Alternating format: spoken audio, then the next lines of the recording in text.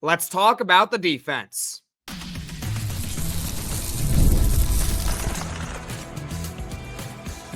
You are Locked On Syracuse, your daily podcast on the Syracuse Orange. Part of the Locked On Podcast Network, your team every day.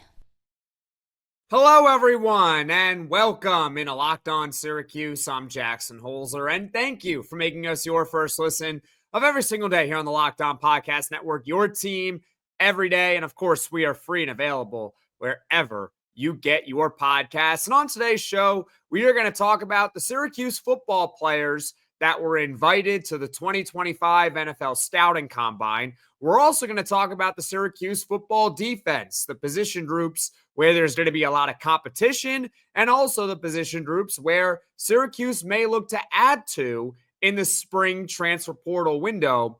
And we're going to start the podcast talking about the three players that are a lock to start on this defense in 2025. Before we get to everything, this episode is brought to you by FanDuel. And right now, new FanDuel customers can get $150 in bonus bets if your first $5 bet wins. The first takeaway that I had while prepping this podcast, and I actually tweeted it out at LO_Syracuse, is that there's going to be a lot of competition on this Syracuse football defense. There are only three players that I think are a genuine slam dunk lock to start for the Orange next season. Also of note, the Lally Foundation on Twitter tweeted just a couple of days ago that Syracuse football spring game is going to be on April 12th. So that's something that we'll monitor, and we'll hopefully get a good amount of answers as to what the depth chart looks like for the Orange during the spring game.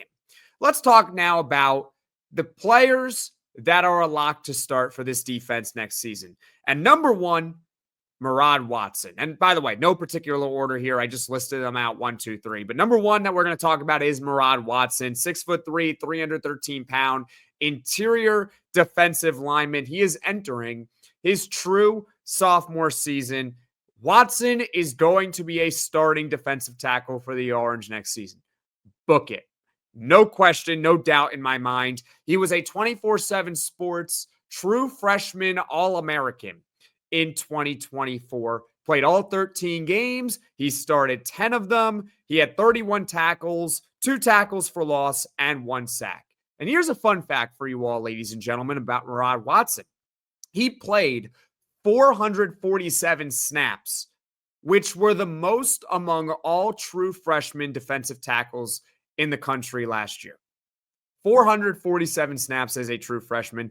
And he also made 10 starts last year. I think it's pretty safe to say he's going to be starting week 1 against Tennessee. Oh, by the way, the advanced metrics, they like Murad Watson. If we're talking about Pro Football Focus, PFF for short, Murad Watson's run defense grade was an 82.4, which is really high. Now, Pro Football Focus is a tool that grades players on a scale of 0 to 100. A grade in the 80s is considered to be really good.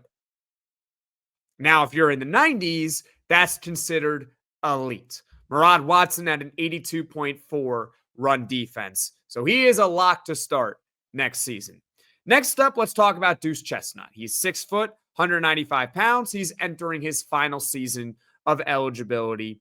Duce Chestnut is in all likelihood going to be one of the starting safeties for the Orange. I guess there is that outside possibility. They try to move him back to corner. We'll get to the backstory with him in just a second, but chances are he's going to be the starting safety last year or this season coming up, because last year, Duce Chestnut was a starting safety for the entirety of the season alongside Alijah Clark. The only thing that's unclear really with Duce Chestnut is which safety position he is going to play. Is he going to be a free safety? Is he going to be a strong safety? Last season, he was a free safety, and Alijah Clark was the strong safety. Alijah Clark graduated. Actually, he's at the NFL Combine, or he's going to be at the NFL Combine.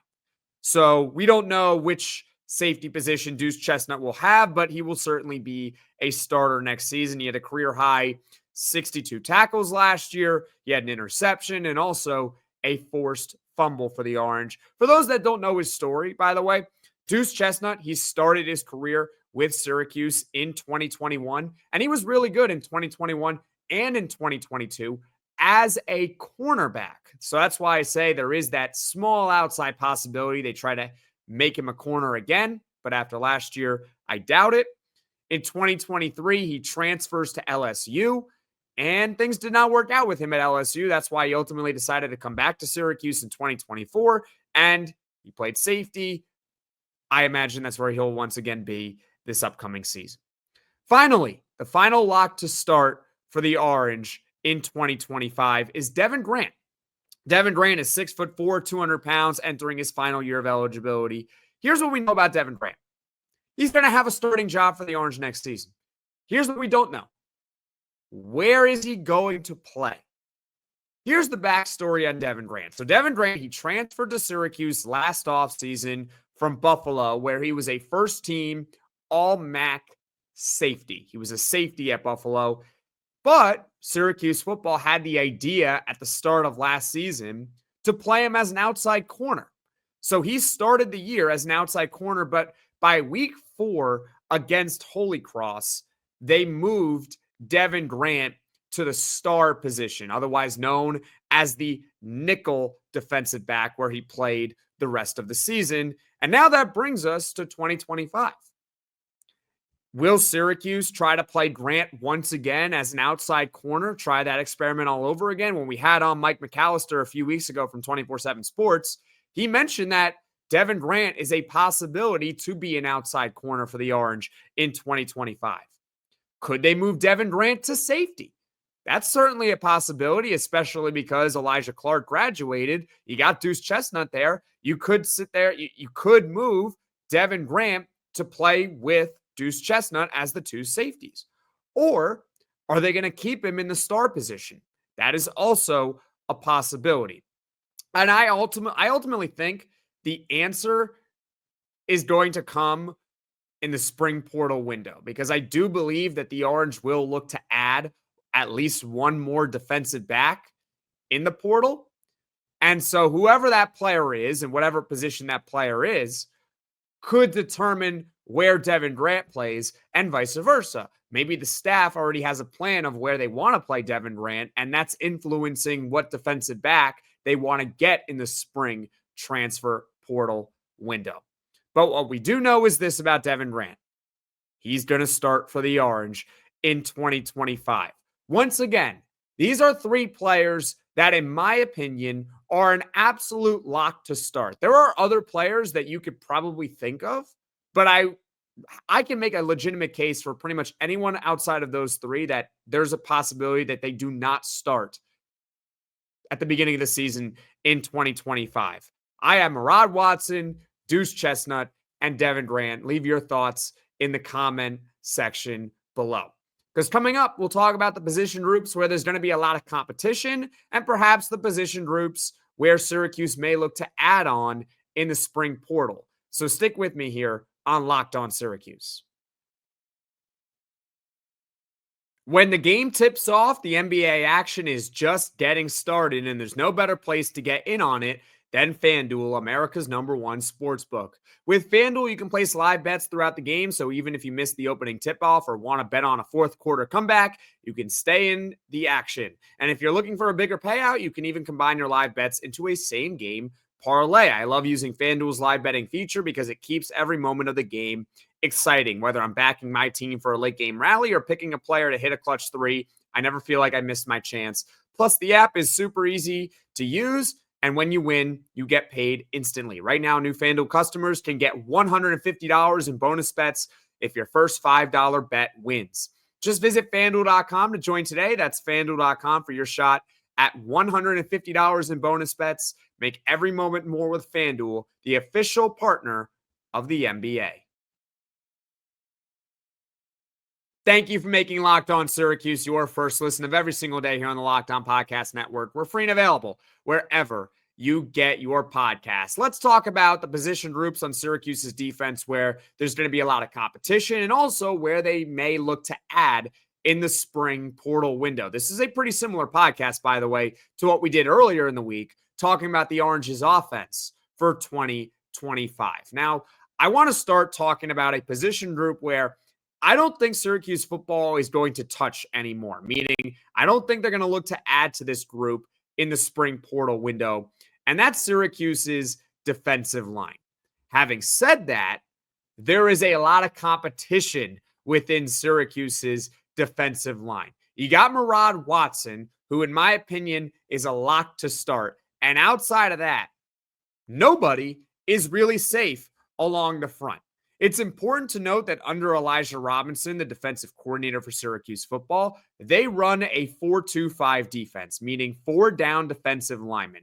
You got 2 guys on the interior, 2 guys on the edges. Murad Watson is an interior defensive lineman, meaning there's really only one spot up for grabs in the interior defensive line. And Syracuse has 3 choices in my mind right now. 3 leaders in the clubhouse. How about that? You got Rashard Perry, Deion Tank Wilson, and they also brought in a transfer from Marshall this offseason in Chris Thomas Jr. So Syracuse football, that's a good amount of options, and I think any one of those guys could claim the second interior defensive line spot. It's tough to say who's going to win that job right now. You also got 2 defensive ends with at least 5, perhaps even 6 players who can grab them. Think about it for a moment, all right? The players that I'm going to list to you right now, ready? Chase Simmons, Dennis Jacquez, King Joseph Edwards, David Omaperiola, Caden Brown. I'll get to the 6th one in just a moment. All 5 of those guys that I just mentioned either were a top recruit in high school, Caden Brown, King Joseph Edwards. Those were 4-star guys in high school. Recently, too, 2024, class of 2024, those guys. Or I should say, they played a good amount this past season. So they already have that experience of playing under their belt. David Omaperiola played, Chase Edmonds played, Dennis Jacquez is a veteran. That's a lot of talent for just 2 edge spots for Syracuse football along the defensive line. And that leaves the 6th name. Who am I missing? Cal transfer David Reese. David Reese, whether you want to classify him as a linebacker or an edge rusher, he's not a traditional middle linebacker. So he's going to play on the edge no matter what. And if Syracuse football is going to stick to its 4-2-5 defense, that means David Reese might just claim, in fact, I would say it's likely he claims one of the 2 starting edge spots. I wouldn't call it a lock, but I would say it's likely he does. He played at Cal. He had 11 sacks over the past 2 seasons. That leaves five names for 1 spot along the defensive line. I will go more in depth into each and every one of those players throughout the offseason, but this is just really to lay the groundwork out all for you. All right, because we got plenty of time. I mean, Syracuse football plays its spring game. If the Lally Foundation is accurate, they play it on April 12th. And even then, they don't play an official game until late August against Tennessee. We got plenty of time here on Locked On Syracuse to talk about each and every one of these players within these positional battles. But hopefully that lays out a solid foundation for you all to fall back on as to who to look out for in these position battles along the defense. Now let's talk about some groups where I think Syracuse football may look to add to in the spring portal window. First one up is middle linebacker. As of right now, the projected middle linebackers for Syracuse football are Derek McDonald and Anwar Sparrow. The good news with Derek McDonald and Anwar Sparrow is that they are both experienced. They have both played a lot for Syracuse football in the past. And I think McDonald, by the way, is, I wouldn't call him a lock to start, but he is pretty likely to be one of the 2 starting middle linebackers this upcoming season. But if we're being fair, it's a downgrade from what Syracuse had last season with its middle linebackers. They had Marlo Wax and Justin Barron. So I would not be surprised at all if Syracuse football in the spring portal tried to add at least one starting caliber middle linebacker. That leads me to defensive back for the Orange. Syracuse football has a lot of defensive backs, and only two of them are a lock to start. Duce Chestnut's going to start, like I told you all, but what safety is he going to play? Is he going to play free safety or is he going to play strong safety? And the second one is Devin Grant, who could play outside corner, nickel corner, safety. We don't know just yet, but we know that those two players are going to start. Let's talk about the outside corners, the top ones right now. You got Davian Kerr, you got Greg Delane, you got Ivan McDaniels. I think Davian Kerr is the most likely of those three to be a starting corner for the Orange as of right now in 2025 because he played at the end of last season, and I think he actually played quite well. But it's not a lock. What if Syracuse football in the spring portal adds a corner and says they want to do the Devin Grant experiment all over again where they try to make him an outside corner? Where does that leave Davian Kerr? Not a starter anymore. So that's why I wouldn't say he's a lock, but I think it's likely he will start. And outside of that, we don't know because they may look to add a corner in the spring portal window. Let's go over the safeties.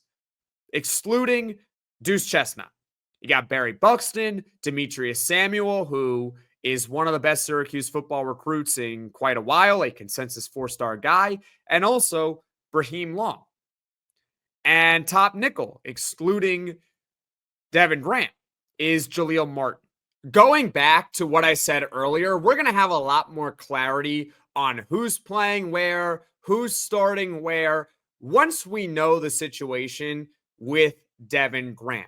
And the spring portal window could very well determine where Devin Grant is playing and all the dominoes would fall into place. And also vice versa, right? The Syracuse staff could have a plan for what they want to do with Devin Grant and look to add in the spring portal window based on where they think Devin Grant should play in 2025. But there's going to be a lot of competition on this Syracuse football defense. And also, don't be surprised if they look to add a middle linebacker and a defensive back in the spring portal window. Now, coming up, we're going to completely shift gears. We're going to stay talking about football, but we're going to talk about the Syracuse players invited to the NFL Scouting Combine. So stick with me here on Locked On Syracuse. 329 players were invited to the NFL Combine. It runs from February 24th to March 3rd. There are 5 players from Syracuse in 2024 that received an invitation. You got Kaya McCord, Oronde Gadsden, LeQuint Allen, Fadil Diggs, and Alijah Clark. And I have many thoughts on this. Number one, this is outstanding for recruiting. There are 3 key ingredients in recruiting. Number one is relationships. It doesn't matter how many players you send to the pros. It doesn't really matter how much NIL money you might throw at a player. If there is no relationship in place, if there is no built-in trust that is there, 99.9% of the time, you are not going to get the player if you do not have a relationship. We have had Brian Smith on, Locked On recruiting expert, many times on this podcast, and he will always tell us relationships are the number one key when it comes to recruiting. Number 2, and we cannot ignore the obvious, is NIL. Now, it doesn't mean that recruits are always going to seek the top bidder, the highest amount of money. That doesn't mean that, but it certainly can't hurt to have the high bid on a player. And also, most of the time, if you want to get a player from high school, you're going to have to be in the ballpark most of the time. Sometimes there are exceptions to every rule. But I gave you all the job analogy before, but I'll give you all again briefly. Imagine if I gave you 3 job opportunities. They're all pretty similar. One is offering $100K, one is offering $95K a year, and the third one is offering $50K. You're not going to to the place that's only offering 50K. Makes no sense. That's not in the ballpark. So with NIL, you might not necessarily have to have the high bid, but you definitely have to be in the ballpark. That leads to number 3, sending players to the pros. That's really, really important with recruiting because high school players, they'll look at a program and say, hey, can this program develop me and get me to the next level? So it's very important to send players to the pros. And it's one of the big reasons why a player may leave more money on the table to go to a certain school versus another school. Because, hey, they might look at this one school and say, hey, yeah, you're offering me more money right now, but what's the long-term play here? You don't send players to the NFL. This school does. So I would rather go there. So my number one takeaway is sending 5 players to the combine is terrific for Syracuse football, and it should help recruiting. It's actually the most that Syracuse has sent to the combine since 2019. Now it's all about, are they going to get drafted? And when are they going to get drafted? Because that's really what matters at the end of the day. But going to the combine definitely increases your odds of being drafted. According to sportskedia.com, roughly 2/3 of combine players ultimately get drafted. So there were 329 that were invited to the combine. So if we're doing 2/3 of that, I'll just do the math for you all real quick. That's roughly 219 of the 329 that are going to be drafted. So hopefully all 5 of Syracuse's players are in that 219. The second takeaway I have from this is the biggest omission is Jackson Meeks. I don't know where he is. I don't know why he was not invited to the combine. The other omissions were Savion Washington, Marlo Wax, and Justin Barrett. And I understood those guys not really being invited. I get it. It's hard to be invited to the NFL combine. But Jackson Meeks, I don't get. He took a massive step forward. He had over 1,000 yards. He was second team all ACC. But beyond the production, because at the end of the day, as I've told you all before, traits matter a lot more than production in the eyes of NFL talent evaluators. So let's talk about the traits of Jackson Meeks. I think he possesses a good amount of them for a potential NFL wide receiver. I'm not sitting here trying to argue that he should go first, second, or third round, but you're telling me he shouldn't be invited to a combine? Really? I think he's a strong route runner. I think he's got good hands. I think seeing him progress the way he did over the course of the season, he's only getting better, should certainly help.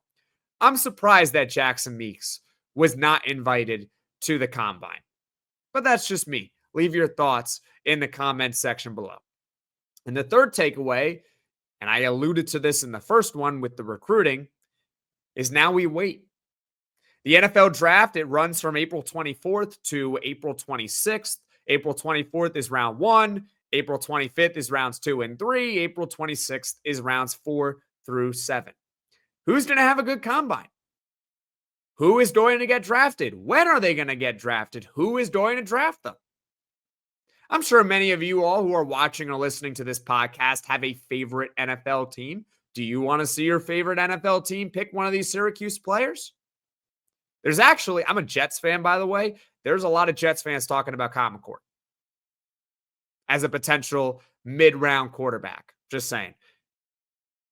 Hey, it's worth a shot. I mean, the New York Jets stink.